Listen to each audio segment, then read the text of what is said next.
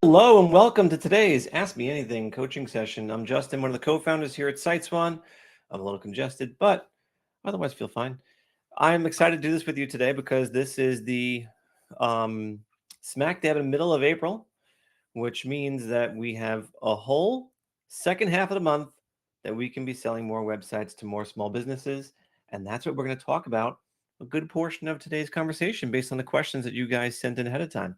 Before we begin, for those of you who are brand new, which I see at least a good size number of you are, we are going to, can I do side by side? There we go. We'll start like this. A good number of you guys have sent in your questions ahead of time, which I really appreciate. Before we get to those, everyone who is brand new, I want to introduce you to the questions tab on the bottom right. It's a little icon with a question mark circle. No, icon with a question mark inside of a circle.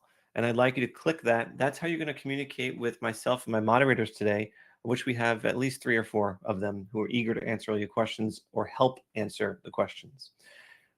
To get things going, I'd like you to go to the questions tab and say hello, and also tell me one win.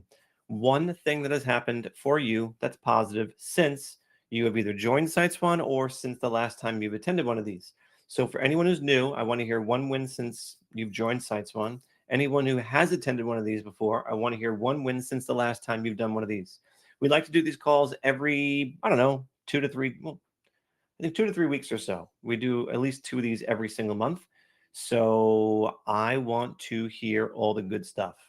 It could be about the fact that you've gotten through some training videos. It could be about the fact that you have launched your marketing website, set up your Stripe account, you officially define your why, and you're willing to share that with us. Or you have a goal set up for your business that you're happy to proclaim to the world to make it real so that you will actually hit it.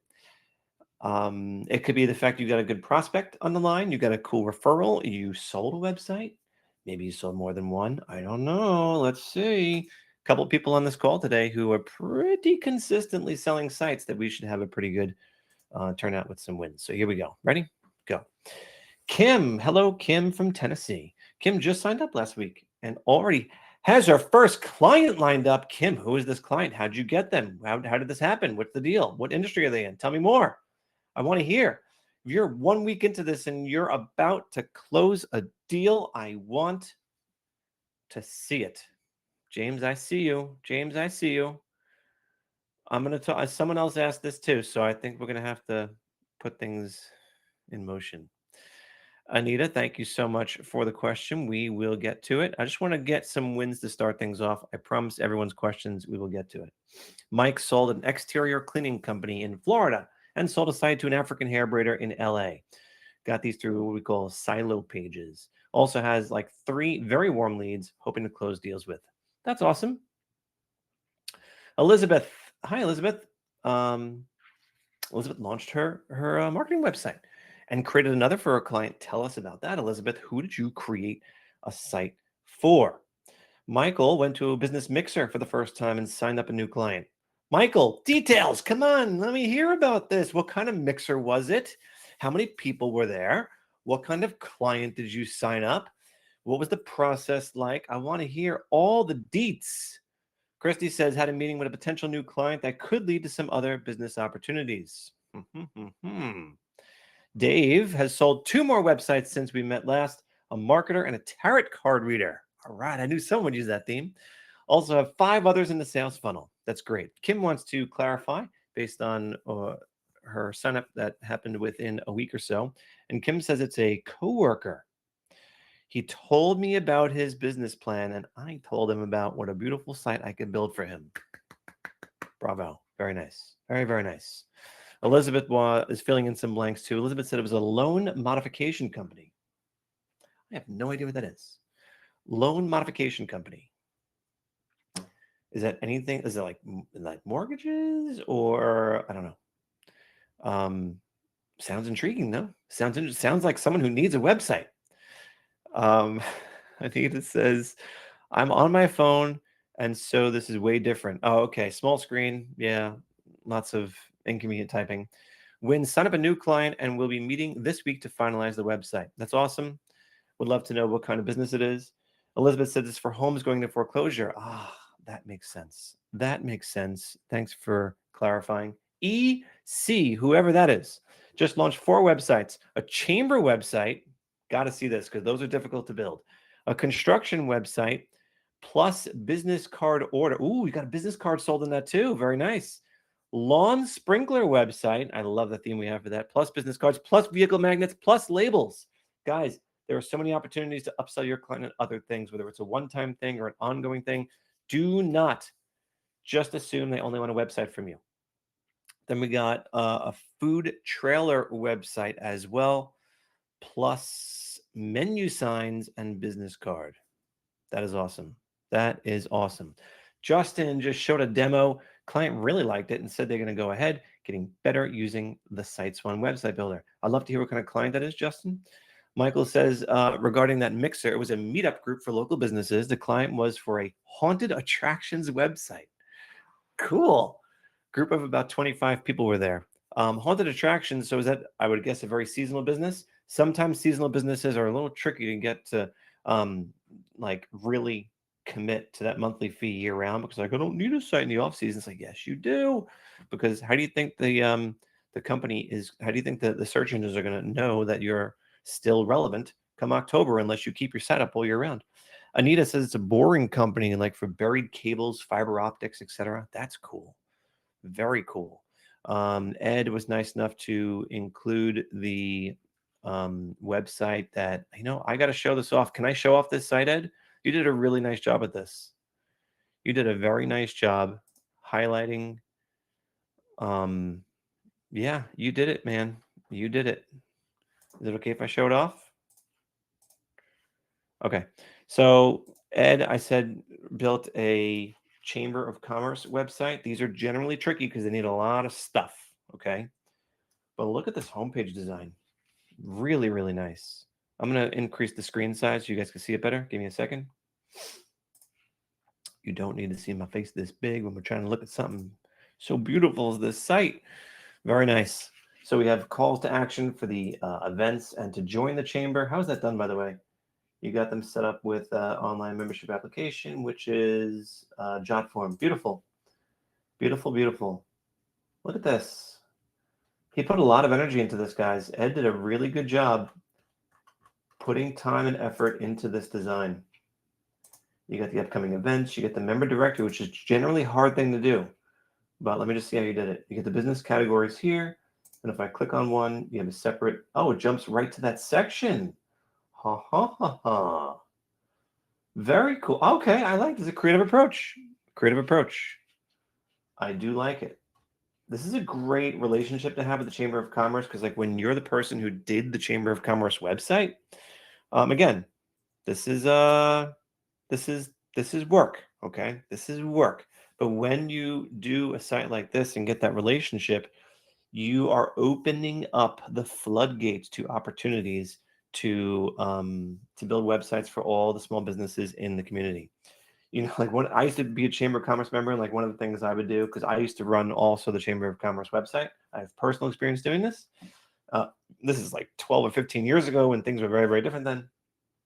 And what I would do is I would go to every single one of the businesses and be like, hey, so if you word it right, like, hey, how did I used to say it? I'm calling you about the Chamber of Commerce website. I think that's how I used to do my cold calls. Hey, I'm calling you about the Chamber of Commerce website where you are currently listed. That's actually something you could do whether you run the website or not. You can just call people from the Chamber of Commerce web. I'm calling you about the Chamber of Commerce website. Oh, really? Oh, what is it about the Chamber of Commerce? Well, I see you listed on there, and I noticed you don't have a website, or you need a new website. And that's a cool way to start a conversation. Anyway, great job on that, Ed. I'm going off topic. And Justin said you get a horse breeder website design, which is incredible. That's really, really great. All right. So thank you so much for everyone who was nice enough to send in your wins. I really do appreciate that. I think everyone else here appreciates that as well. Let's get into the questions. You guys were nice enough to send questions ahead of time. I want to show my appreciation for that by answering your questions first. and then we'll go into everyone else who's posting a question in the questions tab right now. I've also just had, I'm sorry, I just had to look at this real quick from Anita. We're still working on a city website. Good for you getting a city website off the ground. I just got to show this to you guys. That's cool. These are tough deals to close sometimes. I would love to know how you made a connection that you were able to get this site sold. That's really, really great. Congratulations on that. Same thing. You can really tout your expertise by saying you did the city's website. That's pretty cool. All right. Let's get into the questions. Kimberly said, I'm considering offering content creation as a monthly add-on on a site with blog posts. Does the platform create and post new weekly content, or do I write it and edit manually? Kimberly, the best way for you to ensure that your client's getting the type of content that is best for them is to compose it and post it yourself on their behalf. Here's how I would go about it if I was tasked with doing content creation for a small business today. What I would do is I would leverage my favorite AI tool, whatever that may be, whether it's ChatGPT or Claude or whatever. And I would start it by saying, I am going to be leveraging your help to get and I would also focus on the consistency. So monthly is not quite enough for, I think, blog posts. I think that every other week or every week would probably be the best thing. I say, I'm committed to a plan to put together X number of blog posts per week or per month. And my client is so and so, and their audience is this. You have to be very, very specific. Make sure that that the tool you're using understands who the audience is. Okay. And then here's the big one when you're prompting your AI is to say, ask me as many questions as you need to until you feel confident you can produce the type of content that I need. So what you want to do is put yourself on the receiving end of questions so that it has full clarity on what its task is before it begins. What I also know about using these tools is that they generally start to hallucinate and get a little bit sloppy when you're asking for long form output. So what I would consider doing is asking it for the general structure of what they believe a blog post should consist of for the purposes of search engine optimization. And usually it's going to be some sort of, intro and then, main concept introduction, and then a little bit more of a body, and then a conclusion of some sort. And I would have it to tell you about how long it should be. Okay. And then I would also recommend that you ask it for each blog post in chunks.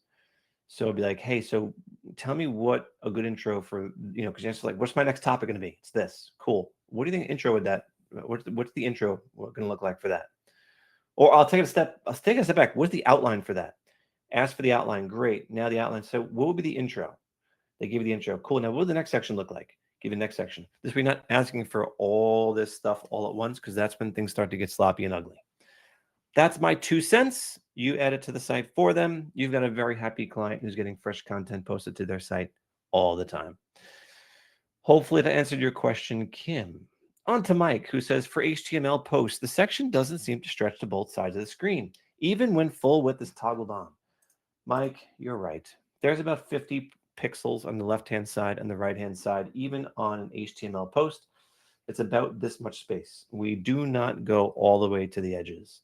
Mike, if you can submit a ticket with what it is you're trying to achieve by going edge to edge, that will help us paint the picture or understand what exactly you're trying to do.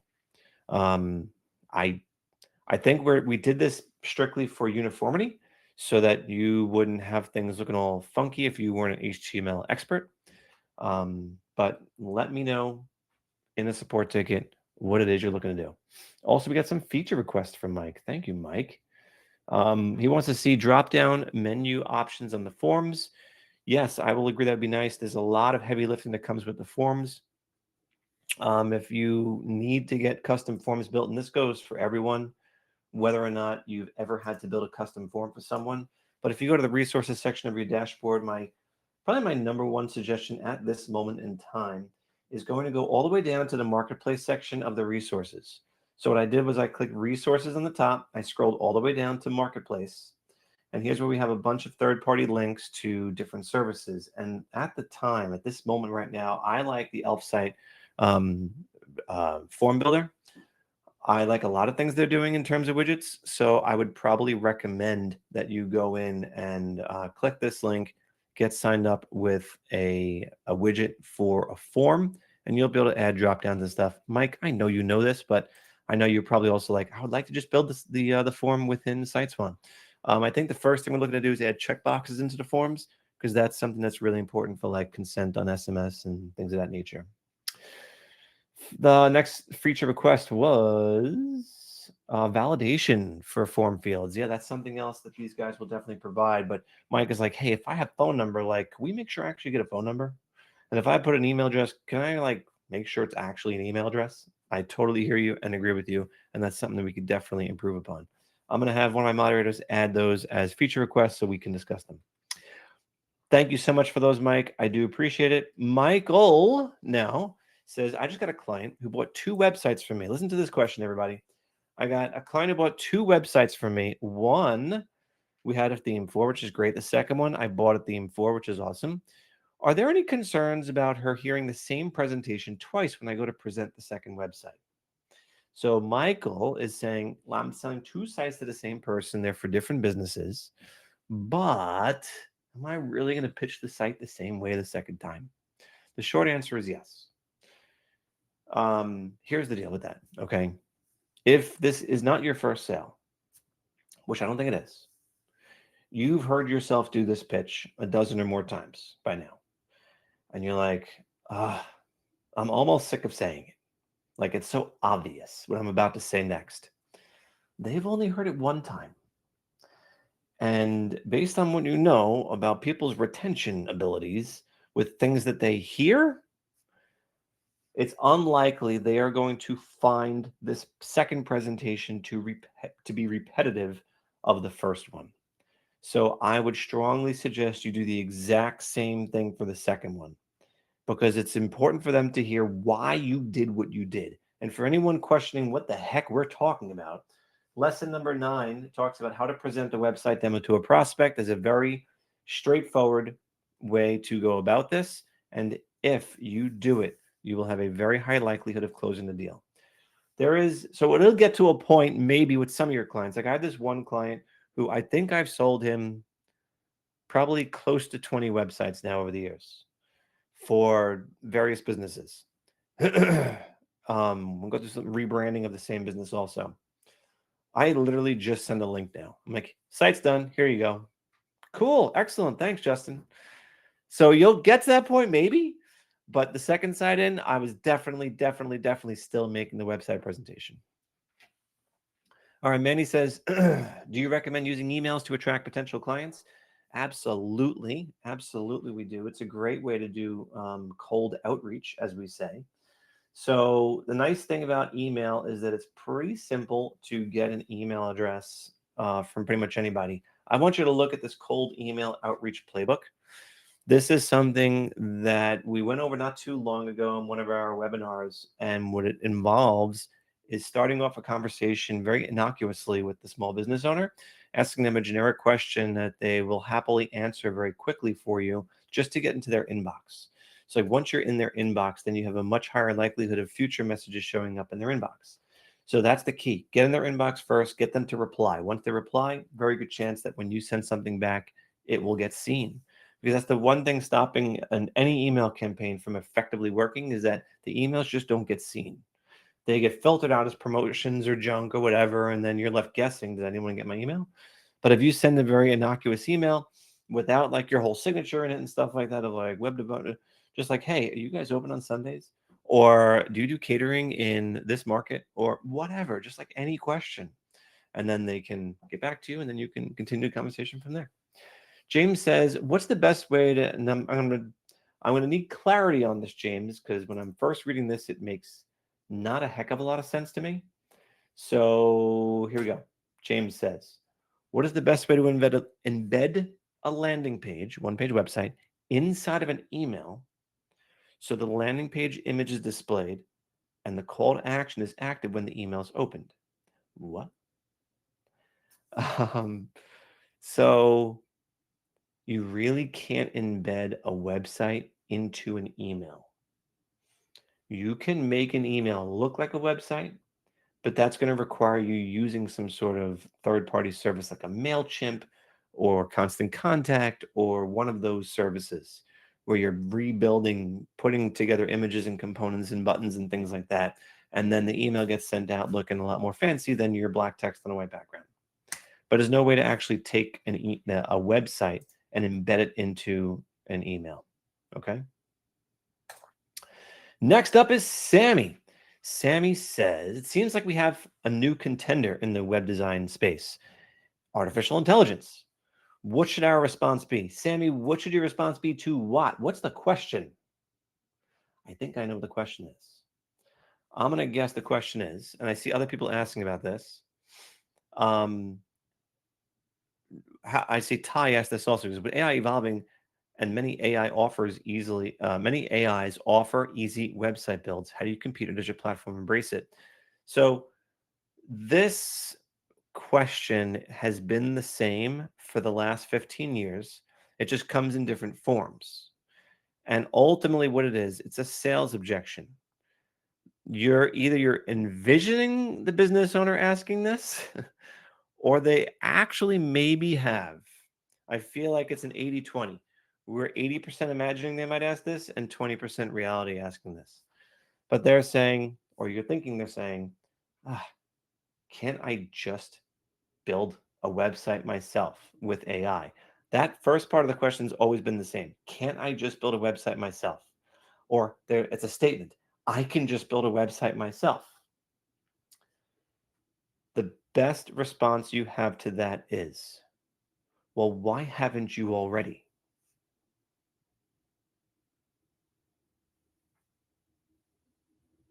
You're saying you can do something, but you haven't. Why haven't you? Oh, well, I haven't. Yeah, I got to make the time. I'm going to. I tried it, but I didn't. And then, well, I was going to talk to someone who's going to do. That's the best response. Why haven't you already? They have nothing to say to that.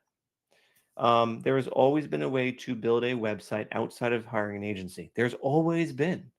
There's always been do-it-yourself options. There always have been. But there has always been a lack of desire, willingness, commitment to actually doing it and launching it. Not to mention, there's a lot of issues with letting a computer do everything on its own for your website, taking into account issues like security, issues like perpetual compatibility, issues like, well, great, it's built. How the heck are you going to make changes to it? Issues like when something breaks or goes wrong or can't be figured out. Trust me, I've done plenty of things with AI before. And when the thing that you're telling it to change just won't freaking change, you want to turn to someone who can change it for you, and you'll have no one. So there are concerns like that people legitimately have about letting an AI solution build their website. But if you're getting that question as an objection, just that's your simple answer. Is like, why haven't you already? And that's it. Andre's also chiming in saying, with AI certification, cool. What kind do you have? I found out AI doesn't actually create anything new. It just takes from others on other sites, copy pastes into a new file. And then you also have security vulnerabilities and not SEO compliant or optimized. Yeah, all those things. All those things, Andre. Great input there. So yeah, it's there's always been something. There's always been another way to build sites. And there always will be. So we do have, so one of the things that I think we've talked about this previously, if you're brand new, if you're not, one of the things that we take very seriously is quality here. And we have had lots and lots and lots of opportunities to integrate AI. And we're doing it quietly behind the scenes on some stuff. But we have a very high standard when it comes to quality, and we have no tolerance for hallucinations and the baloney that comes with that, because we're very careful about making sure that we're putting you in the best possible light. The last thing we'd ever want is for you to show up to a website demo and you having things that just make zero sense for that industry. And we don't want to put you in that awkward position. It's funny. I was talking to someone who recently was, how did we get into this? I'm not quite sure, but we were doing some sort of demo for someone. And he's like, yeah, he's like, I think I'm pretty far along here. I think I know what I'm doing here. I got my marketing site built on AI. I'm like, yeah, I know. I could tell because there's misspellings all over those images. What do you mean? Yeah, you've asked AI to build images for you, and they all have misspellings in the words that are in the images. Uh, uh, oh, yeah. Huh. Okay, I got to fix that. Uh, we don't want to embarrass you in front of your clients. Justin also says, "What?" Actually, I haven't gone off Sammy's question yet. How difficult or easy is it to deploy reputation management to websites we don't host? It's totally possible. Totally possible. For those of you who have no idea what the heck I'm talking about, there's a service built into the platform called Reputation Management. And what it allows you to do is generate these really cool reports for your clients that will refresh every single morning and send out to your client's inbox automatically so they can see exactly what's being said about them online across the board, Facebook, Google. And this is the one big thing that I think a lot of people need to know is that this report alone is worth what you're going to charge your clients. Just seeing what's being said about them, every single new review that's ever been posted about them online is right here. That's super, super valuable. The second part is an intelligent review form where it gets added to the site, and based on how they respond to the initial question of what their rating is, will determine if they get immediately presented with the option to post it publicly on Google or Facebook, or asked to submit it and let their voice be heard by the business owner in a private interface. This 1-2 punch is a very valuable service to a small business. We recommend selling it for at least 99 bucks a month. It costs you $14.99 per month, so the margins are tremendous. And you don't have to have a website on the SiteSwan platform to sell this. We've seen people start selling reputation management and then selling a website later. You do have to use one of the sites in your account to effectively get this set up. So you have, I guess, a slight additional cost associated with that. But what's really cool about this is that 9 times out of 10, when you give them the code that's going to add that review request form onto their site, they're going to say, yeah, I would send this, but every time I reach out to my web person, they never get back to me. Or, oh, yeah, but they're going to charge me like $100 just to do any little change on the site. Or they'll make some sort of complaint about their existing site and be like, wait. If you want, I've had some ideas about how we can do a site for your business also.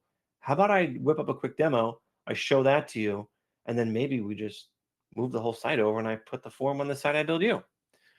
So that's what's really cool about that is that even though you may start off having a reputation management client who you don't have a site for, lots of times just by the time you finally go to install it, it's they become a website client.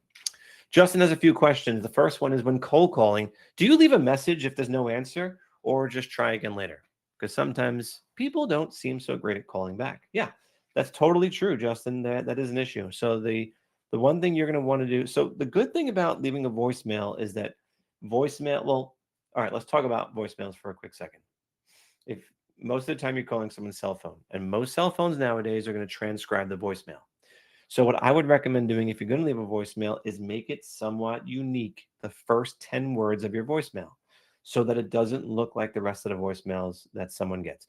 Hi, so-and-so, it's Justin from this company, and I want to talk to you about, like, don't waste those first 2 lines of the transcription on baloney like that. Okay, get smart about it, get different.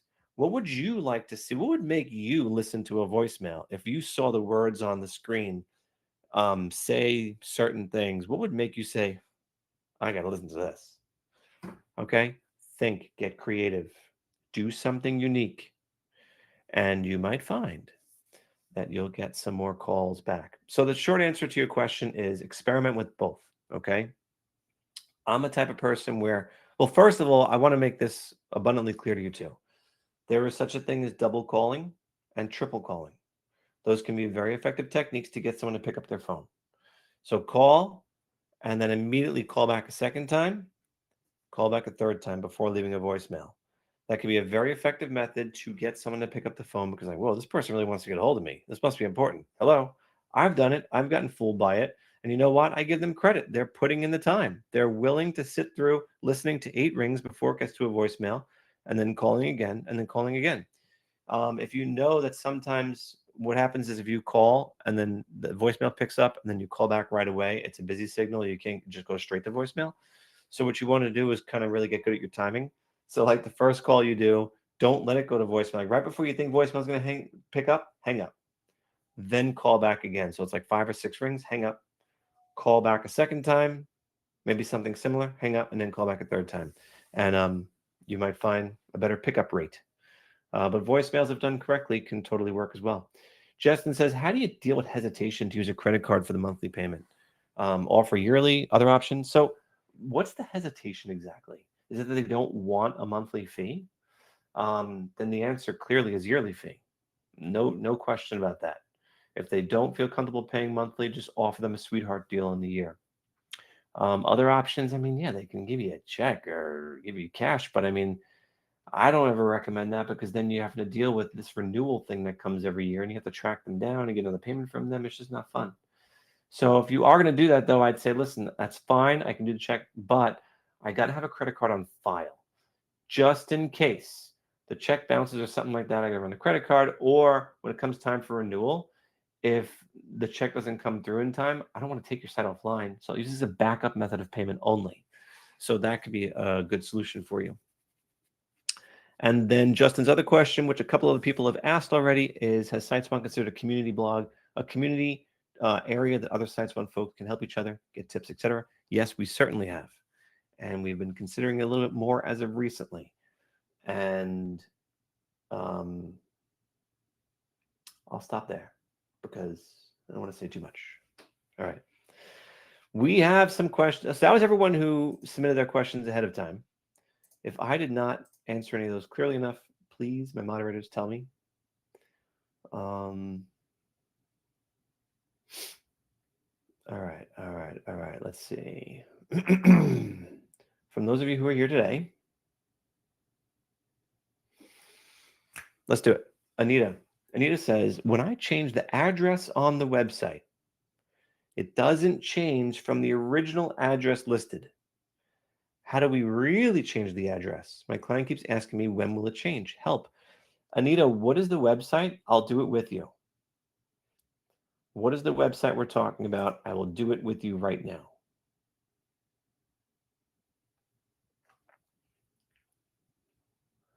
Justin, you got it, man. Thanks for the question. Sammy, thank you.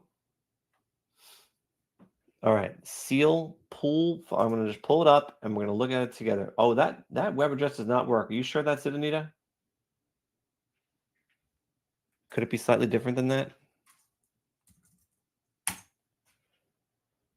I'm going to try and find your account and dig it up. Thanks for being patient, everyone. I hope this will pay off for everyone.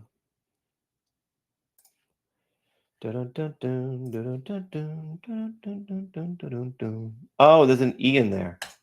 Got it. All right. You guys ready to help me troubleshoot this together?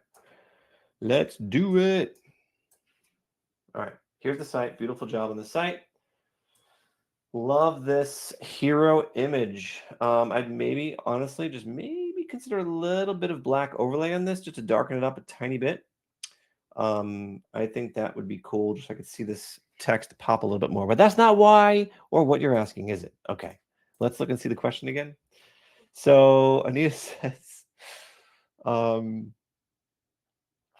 so address. So the way in which the address appears is in the bottom footer area. Okay, so the footer, this section right here, is going to be on every single page of this site. Every single page of this site. If I change it once by going to here, locations, clicking the edit icon, whatever I change this to will change on the bottom of every single page. Where, Anita, are you seeing it not change? I'm going to guess it's perhaps on the Contact Us page where you have a different address here. Is that different? Yes, it is. So this information is written in, I'm going to call it hard-coded in. So what you have to do is edit this. This is just regular text. This isn't the actual like address field. It's just regular text. So if I want to correct it, I'll just go in here and overwrite this to 819 County Road 4713 LaRue, Texas. Does this make sense? Is this what you were looking to change?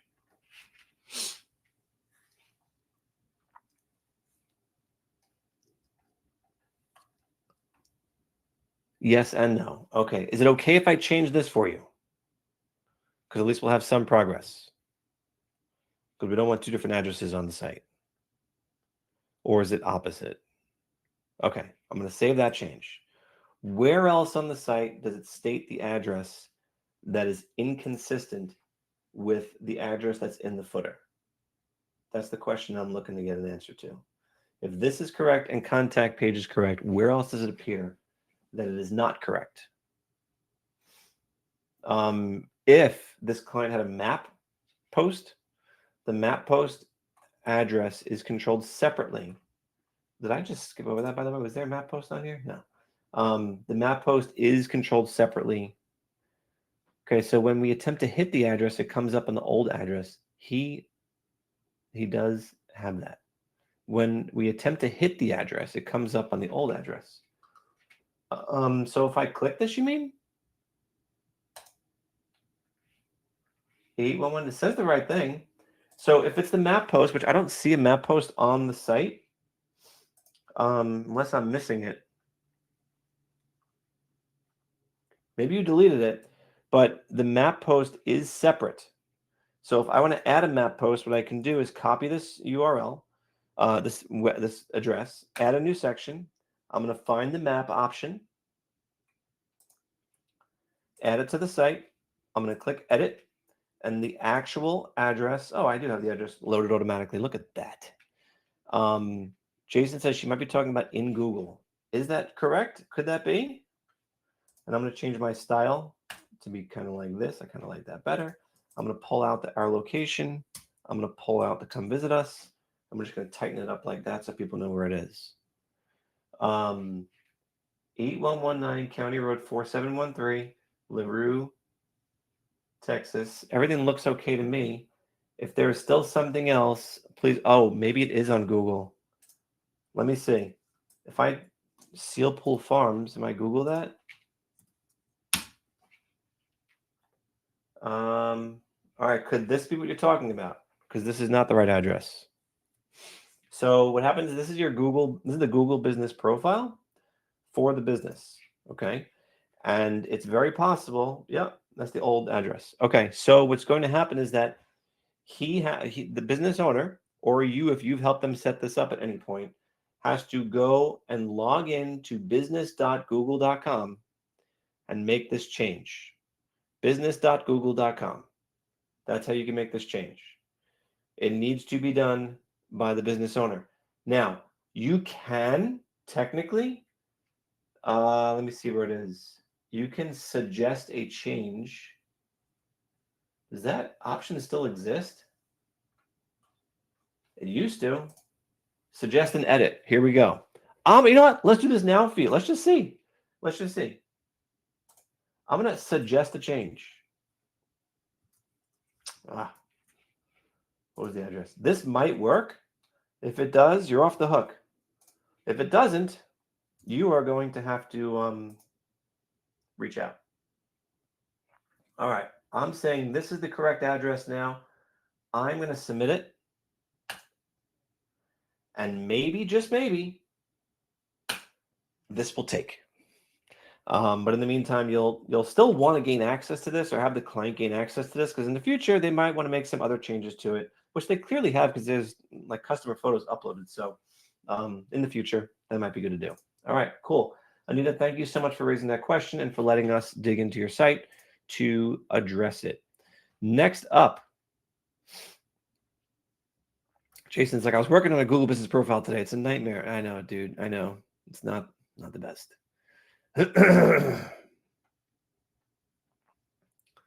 All right. Next question is,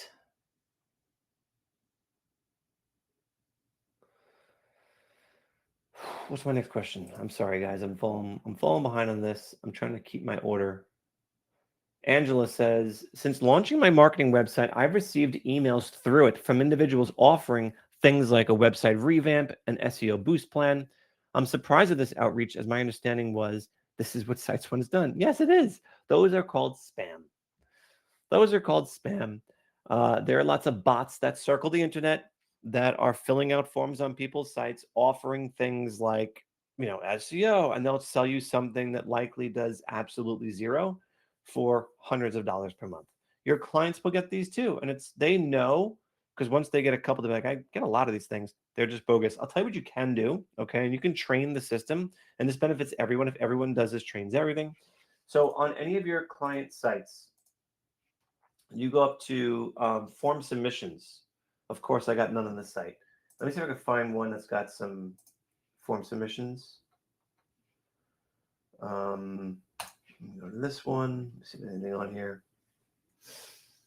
Here we go. So you see this little spam thing? Okay. So on any of these form submissions, if this one says, hey, I would whatever, right? You can report it as spam, and then it will actually educate the system-wide to help recognize emails like that. And if everyone does that when they see one, I forget what the number is, how many times it needs to actually learn it. But if everyone does that, you will be able to effectively reduce and possibly eliminate those messages from coming through ever again, because we're training the system. One thing I would recommend, though, is that, especially for your own site, log into the form submission screen every once in a while and see, is anything being marked as spam that shouldn't, because mistakes do happen, okay? So what I do suggest is go in, check the ones that are labeled spam, and see, does this actually look like it is spam? Indeed it is. Just leave it then. Okay.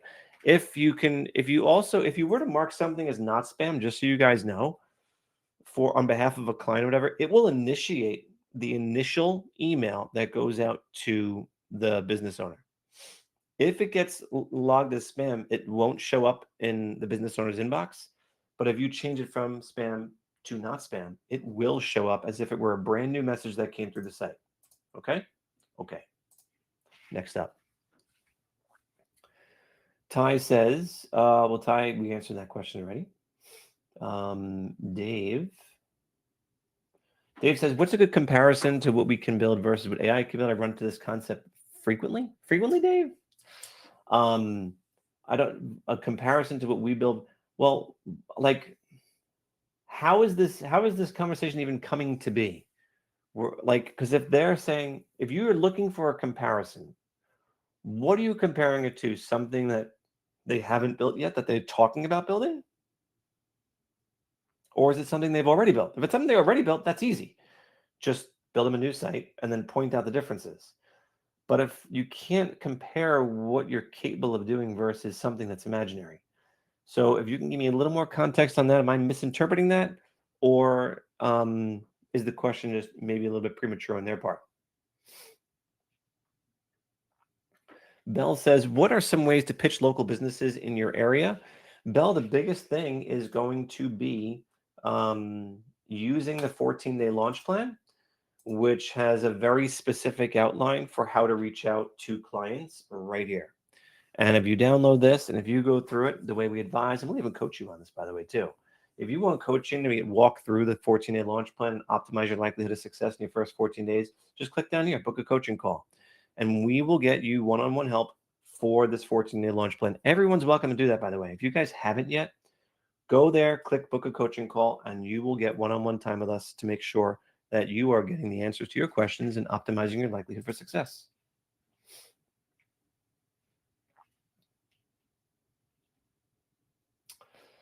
All right.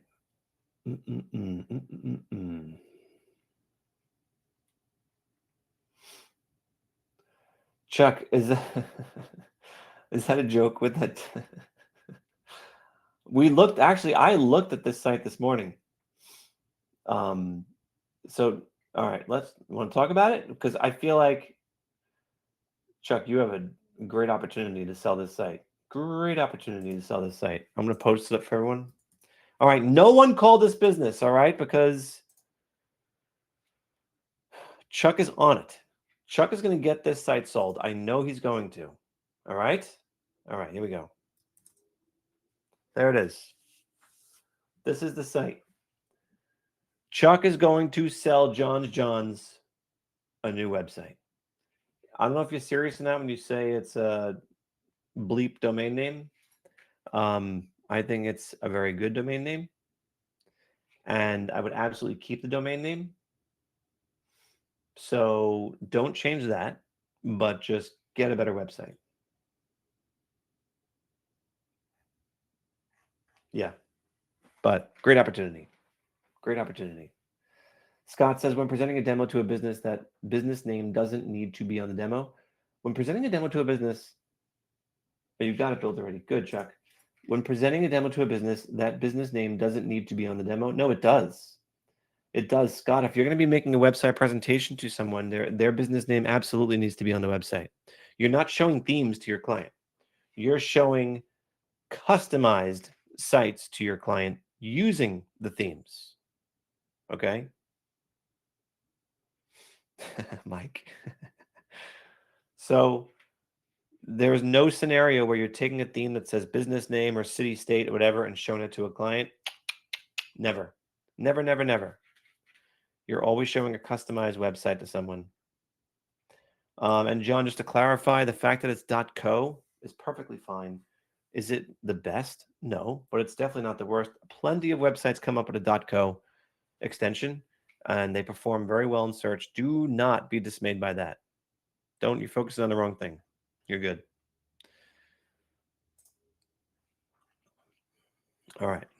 What else we got, guys? What else we got? We're about to wrap up, but I could probably fit in one or two more questions before we do it. Little note, it looks like the next time that we are doing one of these, just so you guys know, is going to be on the last day of the month, April 30th. We're switching it to a Thursday, 1 o'clock Eastern. So it's a little less than 2 weeks from now is when we'll be doing our next one of these fun discussions. You guys all been great today. Lots of questions ahead of time. It's been wonderful. Ty, is there a drop-down section when filling out a form? No, there's not. There's just text fields, but hopefully coming soon. Forms are the biggest pain in the butt. And that's the thing. Like, we see so many people who have mastered forms. You know, when you look at what Elfsight's done, what Cognito Forms have done, what Wufoo's done, it's like, why reinvent it and try to compete when it works perfectly fine when you use those third parties? But I hear you. You'd like everything to be in one place, and we're not ignoring you. I promise. Yeah, you can add a widget. Yeah, exactly. That's exactly what I'm saying to do. So you would go into, like in this example, you go into Elfsight, okay? And they have a form builder that is one of their widgets. Form. I should probably do like a whole session one of these days on integrating different things from third parties like this into a site. So you just do contact form or form builder. I don't know what the difference is there. I don't know. Form builder, I guess, since it's the bestseller. And then you can start creating it, and you can designate which fields you want to have, and then take it from there. You'll see the different examples they have, the different funky things you can do with the forms. Because that's what it is. I'm like, we're going to make some changes to the form, and next thing you know, you guys are looking for, 50,000 more things. So like if we did add a field, you can have a drop down somewhere. Choice, drop down. There we go. So now your drop down can have several different options in it, and then people submit it, you're good to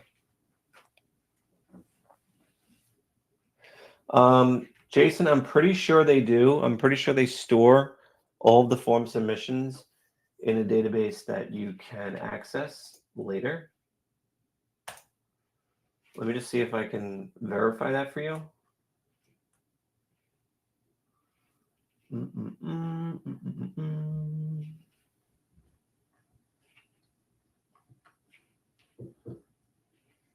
Um,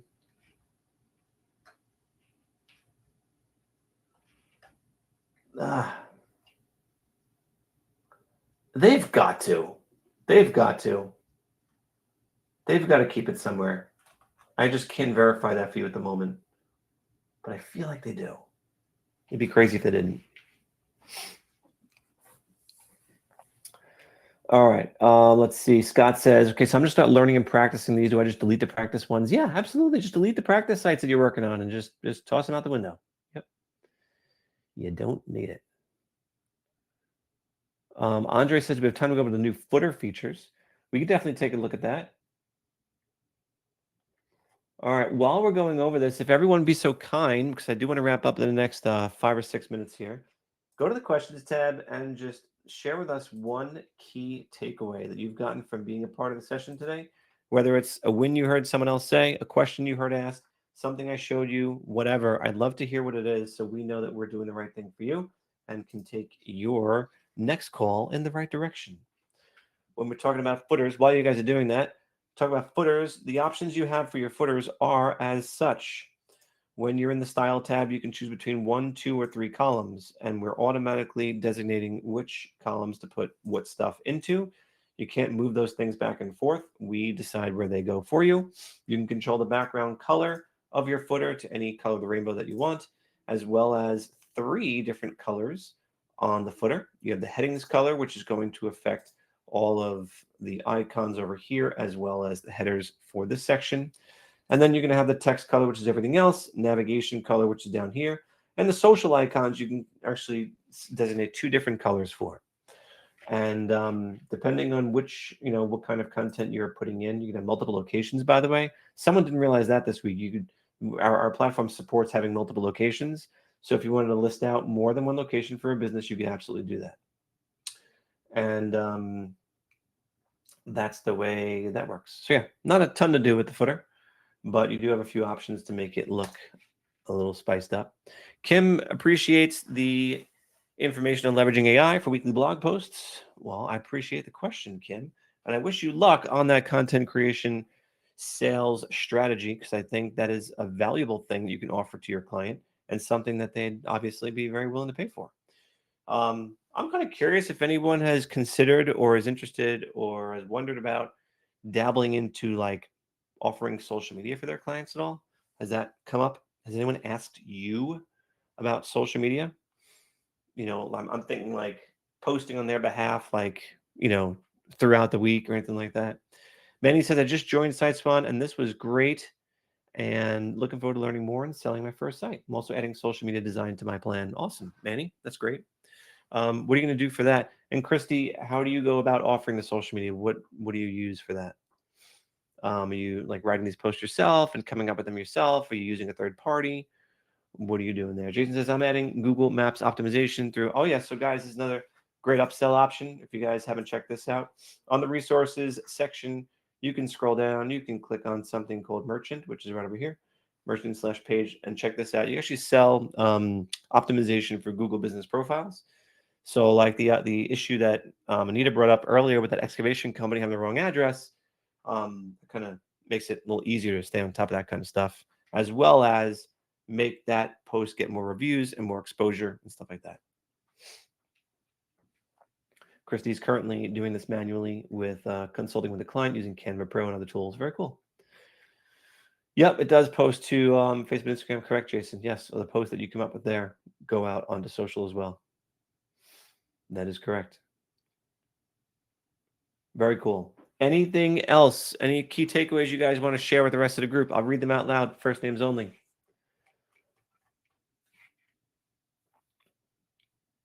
Manny's like, I got a social media specialist at home. I won't be posting updates and maintaining social and web. I love it. Very cool.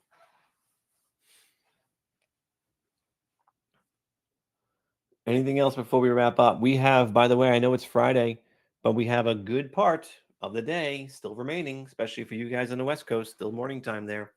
I want to make sure that you know that the day is not over and that you have plenty of opportunities to go out there, prospect, hopefully, maybe close a deal, set up an appointment to do a demo on Monday. You have time. Tomorrow is a Saturday. Next day is a Sunday, naturally. If you guys are hustlers, if you guys are committed to your why, the reason why you're doing this, there is no reason why you might not be willing to put in some time on a weekend. I think that's something that you could really get ahead with, is by doing the work when other people aren't willing to. That's how you get ahead. Doing the stuff other people are not willing to do is how you can make a business for yourself. And we're talking about not just one-time sales. Remember that, folks. We're talking about monthly recurring income with every single site you sell. Monthly recurring income with every single site you sell. Do not forget that. You're making a one-time sale and making money every single month for oftentimes a very, very, very, very long time. We're selling something every single business needs and wants in order to survive online, and at a great, great price, great, great value. You're the best thing going locally. Don't forget that. You have one of the best offers going in your local market to help businesses get online and stay online. All right, with that, I am going to end it here. I want to really sincerely thank each and every one of you for joining today. Many of you come back time and time again, some of you for the very first time. I really appreciate it. Everyone else here appreciates it. The fact that Anita was so nice to let us see the site that she's working on. And Chuck was nice enough to show a site he's working on. I really do appreciate that. And the chamber site also. Who was it again? Oh, who was that? Why am I blanking on this? Who gave me the chamber site?